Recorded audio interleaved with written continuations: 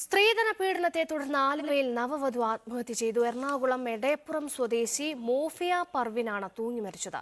ഭർത്തൃ വീട്ടുകാർക്കും സിഐക്കുമെതിരെ നടപടി ആവശ്യപ്പെടുന്ന മോഫിയയുടെ ആത്മഹത്യാക്കുറിപ്പ് കണ്ടെടുത്തു. കേരളത്തിൻ്റെ മനസാക്ഷിയെ ഞെട്ടിച്ചുകൊണ്ട് ഒരു ദുരന്തം കൂടി. വിവാഹം കഴിച്ച് ഒരുപാട് സ്വപ്നങ്ങളുമായി പോയ മോഫിയ പർവീൺ എന്ന ആലുവക്കാരിയായ 21 വയസ്സുള്ള ഒരു LLB വിദ്യാർത്ഥി ഭർത്താവിൻ്റെ ക്രൂരമായ പീഡനങ്ങളേറ്റ് സഹിക്കവയ്യാതെ സ്വന്തം ജീവിതം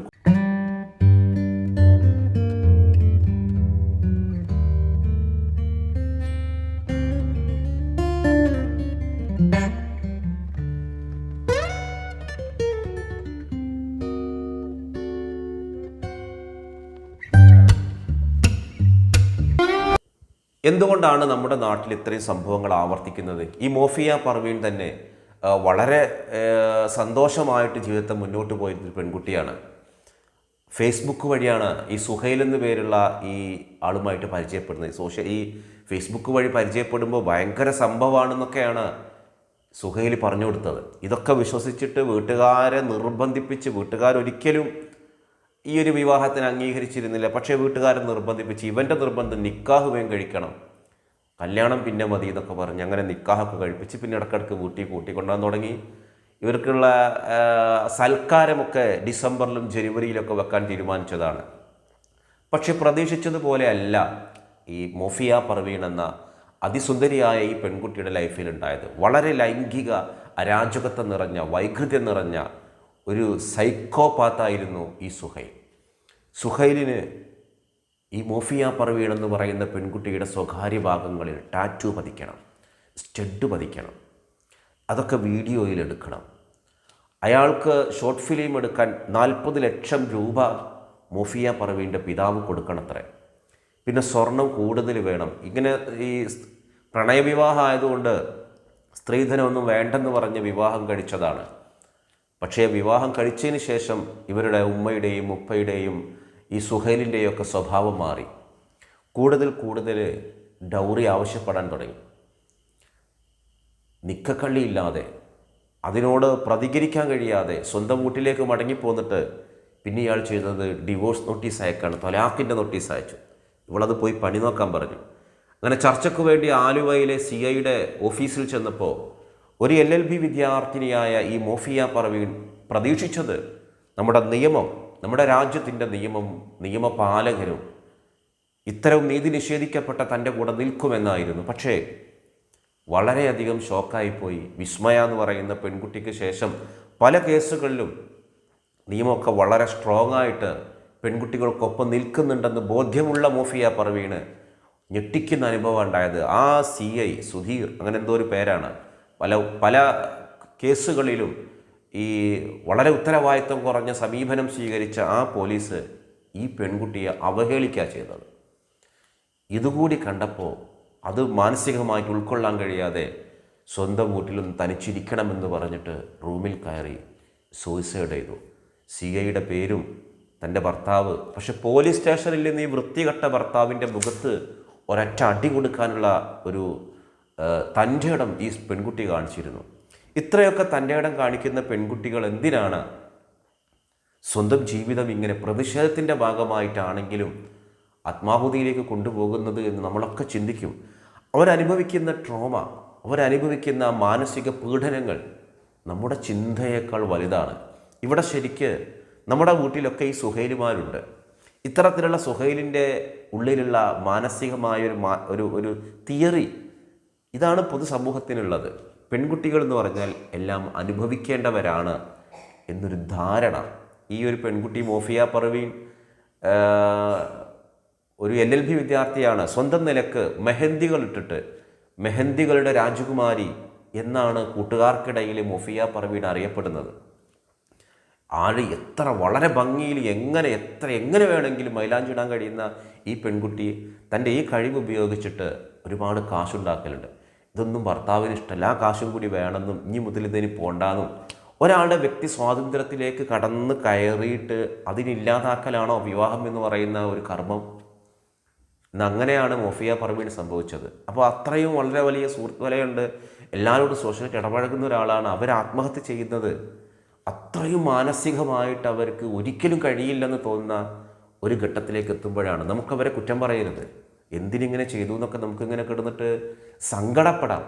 പക്ഷേ നമ്മൾ അവരെ അവഹേളിക്കാനോ കുറ്റം പറയാനോ പാടില്ല. കാരണം ആ മാനസികാവസ്ഥയിലൂടെ നമ്മൾ കടന്നു പോയിട്ടില്ല. മിക്കപ്പോഴും അങ്ങനെ കടന്നു പോകേണ്ട ഒരു സാഹചര്യം വരുമ്പോൾ നമ്മുടെ വിശ്വാസവും നമ്മുടെ മാനസികവുമായ കരുത്തുകൊണ്ട് ജീവിതത്തിനെ പൊരുതി നേടാൻ തന്നെ നമ്മൾ തയ്യാറാവണം. ഈ മൊഫിയ പർവീൻ്റെ ഭർത്താവായ സുഹൈലിനെയും അവരുടെ ഭർത്തൃമാതാവിനെയും ഭർത്തൃപിതാവിനെയൊക്കെ പോലീസ് കസ്റ്റഡിയിലെടുത്തിട്ടുണ്ട്. ഇങ്ങനെയുള്ള സംഭവങ്ങൾ ആവർത്തിക്കുന്നതിൻ്റെ അവരെഴുതിയൊരു ആത്മഹത്യാക്കുറിപ്പുണ്ട്. അതൊരു വല്ലാത്ത ഒരു വേദന തോന്നി. അവരുടെ ആത്മഹത്യാക്കുറിപ്പിൽ അവർ അച്ഛനോടും അമ്മയോടും സോറി പറഞ്ഞുകൊണ്ട്, നിങ്ങൾ പ്രതീക്ഷിക്കുന്ന ഒരു വിവാഹം എനിക്ക് കഴിഞ്ഞില്ല, എൻ്റെ ആഗ്രഹം, എൻ്റെ സ്വപ്നങ്ങൾക്ക് ഞാൻ നിർബന്ധിപ്പിച്ചാണ് ഈ വിവാഹത്തിന് വന്നത്. നിങ്ങൾ പറയുന്നതാണ് എൻ്റെ പ്രിയപ്പെട്ട ഉപ്പ ശരി, ഇവൻ ശരിയല്ല, ഇവൻ ശരിയല്ലെന്ന് ഉമ്മയും ഉപ്പയും പറഞ്ഞിരുന്നു. എല്ലാ പ്രണയിക്കുന്ന ആളുകളെ നിങ്ങൾ നോക്കുക, നിങ്ങൾ പ്രണയിക്കുമ്പോൾ കാണുന്ന ആളുകളല്ല വിവാഹം കഴിഞ്ഞാലുണ്ടാവുക. നമ്മളൊക്കെ ഒരാളെ സെലക്ട് ചെയ്യുമ്പോൾ അച്ഛനും അമ്മയും ഉപ്പയും ഉമ്മയും ഒക്കെ ഏറ്റവും നല്ലതാണ്. നിങ്ങൾക്ക് നല്ല ഉപ്പയും ഉമ്മയൊക്കെ ആണെങ്കിൽ ഒരു പെൺകുട്ടിക്ക് ഏറ്റവും നല്ല ഒരു ലൈഫ് പാർട്ട്ണറെ തിരഞ്ഞെടുക്കുക. പക്ഷേ നിങ്ങൾ സോഷ്യൽ മീഡിയ വഴി കാണുന്ന ഒരാളെ തിരഞ്ഞെടുക്കുമ്പോൾ നിസ്സഹായത കൊണ്ട് സമ്മതിക്കുന്ന ഉപ്പയും ഉമ്മയും ഉണ്ട്. പക്ഷേ ആ ഒരു തെരഞ്ഞെടുപ്പ് തെറ്റായിരുന്നെങ്കിൽ എന്തിനാ മക്കളെ നിങ്ങൾ ആത്മഹത്യ ചെയ്യുന്നത്? അതെനിക്ക് തെറ്റുപറ്റി, എനിക്കിനി മറ്റൊന്നായിട്ട് ജീവിക്കണമെന്ന് പറഞ്ഞ് വീട്ടിലേക്ക് വന്നാൽ സ്വീകരിക്കാൻ കരുത്തുള്ള, തൻ്റെ ഇടമുള്ള, വിശാല മനസ്സുള്ള എത്രയോ രക്ഷിതാക്കളുണ്ട്. തെരഞ്ഞെടുത്തത് എൻ്റെ സ്വന്തം ഇഷ്ടത്തിലാണ്, ആ ഇഷ്ടം തെറ്റിപ്പോയി, ആ തീരുമാനം തെറ്റിപ്പോയി എന്ന് പറയുമ്പോൾ നിങ്ങൾ വീട്ടിലേക്ക് പോന്നോളൂ. ആ ഉപ്പയും ഉമ്മയും സ്വീകരിക്കില്ലേ? പക്ഷെ ആ പെൺകുട്ടിയുടെ ആത്മഹത്യാക്കുറിപ്പിൽ അവനക്കിട്ട് 2 പൊട്ടിച്ചേനെയും മെൻഷൻ ചെയ്തിട്ടുണ്ട്. ഈ സമൂഹത്തിൽ നിന്ന് നീതി കിട്ടില്ല എന്ന് ഉറപ്പായപ്പോൾ വിട പറയേണ്ടി വന്ന, തൻ്റെ മരണം കൊണ്ടെങ്കിലും ഇതിനൊരു പരിഹാരമാവട്ടെ എന്ന് കരുതുകയായിരുന്നു മൊഫിയ പർവീൺ എന്ന ഈ LLB വിദ്യാർത്ഥിനിയായ ഭാര്യ. ഒരു വീട്ടിലേക്ക് വിവാഹം കഴിക്കുമ്പോൾ നമ്മുടെയൊക്കെ മനസ്സിലെന്താണ്, ഒരു വീട്ടിലേക്ക് ഒരു സൗജന്യമായിട്ടൊരു വേലക്കാരിയെ കിട്ടുമെന്ന് കരുതുന്നവരുണ്ട്. ഭർത്താവിൻ്റെ ബിസിനസ്സിന് പണം മുടക്കാൻ കിട്ടുന്നൊരു എന്താ പറയുക, ഒരു ഫ്രീ ആയിട്ട് കിട്ടുന്നൊരു പണം കിട്ടുന്നൊരു മാർഗമായിട്ട് കാണുന്ന പുരുഷന്മാരുണ്ട്. ഈ മനോഭാവമാണ് ആദ്യം മാറ്റേണ്ടത്. വിവാഹം എന്ന് പറയുന്നത് 2 കൂട്ടരുടെയും സ്വകാര്യമായ സന്തോഷകരമായ ലൈഫാണ്. അല്ലാതെ ആണിൻ്റെ തോന്നിവാസം കാണിക്കാനുള്ള ഒരു സ്പേസ് അല്ല. പലപ്പോഴും ഈ പ്രണയനാളിൽ കാണുന്ന ആളുകളെ അല്ല ആഫ്റ്റർ മാരേജ്. സ്വഭാവം കൊണ്ട് മാറും ആണുങ്ങളുടെ. എല്ലാത്തിനും അധികാരത്തിൻ്റെ സ്വഭാവം വരും. പിടിച്ചു നിൽക്കണമെങ്കിൽ പാടാണ്. എത്രയോ ആളുകൾ സങ്കടത്തോടെ നമ്മുടെ വീഡിയോ കണ്ട് വിളിക്കാറുണ്ട്, എൻ്റെ ഭർത്താവ് അങ്ങനെയാണ് ഇങ്ങനെയാണ്, എന്താണ് എനിക്കൊരു പരിഹാരം? ഞാൻ അവർ വിളിക്കുമ്പോൾ എനിക്ക് ഭയങ്കര സങ്കടം തോന്നും. ഇപ്പോൾ കഴിഞ്ഞ ദിവസം നമ്മുടെ വീഡിയോ ഇട്ടപ്പോൾ നമ്മുടെ ആ വീഡിയോയിൽ നമ്മൾ കുറച്ചൊരു ശാരീരികമായിട്ട് കുറച്ചൊരു പ്രയാസത്തിലായിരുന്നു. ഒരു ജലദോഷവും ചുമയൊക്കെ പിടിച്ച് എൻ്റെ ശബ്ദം മാറി, എൻ്റെ രൂപത്തിനും ഭാവത്തിനൊക്കെ മാറ്റം വന്നു നോക്കുമ്പോൾ എൻ്റെ പ്രിയപ്പെട്ട പ്രേക്ഷകരായ പല ആളുകളും എന്താ ശബ്ദത്തിന് മാറ്റം, എന്തോ വയ്യായികയുണ്ടല്ലോ എന്നൊക്കെ ചോദിച്ചു. ഇത് ചോദിക്കുമ്പോൾ നമുക്കുണ്ടാകുന്നൊരു ഫീലിംഗ് ഉണ്ട്, ഒരു സന്തോഷമുണ്ട്. നമ്മൾ അവർ ശ്രദ്ധിക്കുന്ന നമ്മുടെ മൈന്യൂട്ടായ കാര്യങ്ങളൊക്കെ അവർ മൈൻഡ് ചെയ്യുന്നുണ്ടല്ലോ, മെൻഷൻ ചെയ്യുന്നുണ്ടല്ലോ. അപ്പോൾ നമ്മുടെ ഉള്ളിലൊരു സ്നേഹവും ഒരു വല്ലാത്തൊരു അടുപ്പവും ഒക്കെ ഉണ്ടാക്കും. ഇതൊക്കെ തന്നെ ലൈഫിൽ വേണ്ടത്. നമ്മുടെ ഏറ്റവും പ്രിയപ്പെട്ടവരോട് ഇന്ന് എന്താണ് എന്ന് ചോദിക്കുമ്പോൾ അതൊരു ആശ്വാസ വാക്കുകളാവുമ്പോൾ നമ്മുടെ അവരോടുള്ള അടുപ്പങ്ങൾ വർദ്ധിക്കും. വിവാഹ ജീവിതം എന്ന് പറയുമ്പോൾ ആണുങ്ങളുടെ ഒരു പൊതുവായ, അല്ലെങ്കിൽ നമ്മുടെ സമൂഹത്തിൻ്റെ ഒരു പൊതുവായ കൺസെപ്റ്റ് പിന്നെ എന്തും ചെയ്യാനുള്ള ലൈസൻസാണെന്നാണ്. അങ്ങനെ എന്തും ചെയ്യാനുള്ള ലൈസൻസ് ഇല്ല. നമ്മളൊരു പോലീസ് സ്റ്റേഷനിലേക്ക് സഹായമായിട്ട് പോകുന്നത് അതൊരു കോടതിയല്ലെന്ന് നമുക്ക് ബോധ്യമാണ്. പക്ഷെ അവിടെ നിന്നൊരു സഹായം കിട്ടും, നിയമപരമായ പിൻബലം കിട്ടുമെന്ന് കരുതിയിട്ടാണ്. നിർഭാഗ്യവശാൽ നമ്മുടെ നാട്ടിൽ ഒരാൾ സ്റ്റേഷനിലേക്ക് പോകുന്നത് ഗതികേട് കൊണ്ട് പോകുമ്പോൾ പലപ്പോഴും സ്ത്രീകളെ അവഹേളിക്കുന്ന ഒരു സ്വഭാവം ഉണ്ടാവും. ഇത് ചെറുപ്പത്തിലേ നമ്മുടെ നാട്ടിൽ എങ്ങനെയാണ്, കുട്ടികളെ വളരുമ്പോൾ ഒരാൺകുട്ടിയും പെൺകുട്ടിയും കൂടി തല്ലുകൂടി കഴിഞ്ഞാൽ പെൺകുട്ടി വന്ന് കരഞ്ഞു പറയാണ്, ഉമ്മ ഓനിനെ അടിച്ചെന്ന് പറഞ്ഞാൽ, അത് സാരമില്ല, ഇതൊരു പെൺകുട്ടിയല്ലേ, ഓനൊരു ആൺകുട്ടിയല്ലേ, അത് വിട്ടാളാന്ന് പറയും. അപ്പോൾ ആൺകുട്ടിക്ക് അടിക്കാനുള്ള സ്പേസ് ഉണ്ടെന്നും പെൺകുട്ടിക്ക് അടി കൊള്ളാനുള്ള അവകാശം ഉള്ളൂ എന്നുള്ള ഈ ഒരു ധാരണ ഇത് ചെറുപ്പത്തിലേ പഠിപ്പിച്ചു കൊടുക്കുകയാണ്. ഇങ്ങനെ വളർന്നു വരുന്ന ഒരു ആൺകുട്ടിയാണ് സുഹൈൽമാരായിട്ട് നമ്മുടെ മുന്നിലേക്ക് എത്തുന്നത്. അങ്ങനെ മനസ്സിലാക്കുന്ന പെൺകുട്ടികളാണ് മൊഫിയ പർവീണായിട്ട് ഈ സമൂഹത്തിൽ സ്വന്തം ജീവൻ്റെ വില കൊടുക്കേണ്ടി വരുന്നത്.